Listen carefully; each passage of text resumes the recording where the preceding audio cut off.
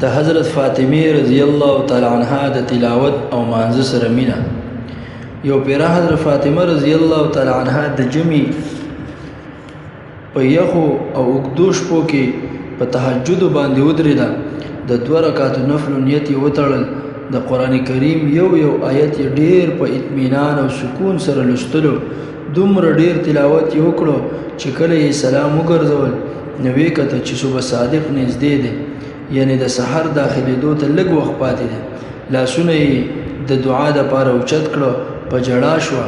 الله جل جلاله ته یې عرض وکړو، ای الله ما خو صرف 2 رکعاته نفل نیت تړلی و، دا شپه څومره لنډه وه، دا خو صرف په 2 رکعاتو کولو سره ختمه شوه.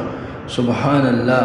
حضرت فاطمه رضی الله تعالی عنها دومره په خوند او اطمینان سره تلاوت کولو چې تر سحره پورې په نفلو ولاړه وه، خو بیا یې هم الله جل جلاله ته د شپو د لنډوالي شکایت کول. الله جل جلاله دې زمونږ د زنانو هم د قرآن مجید سره تعلق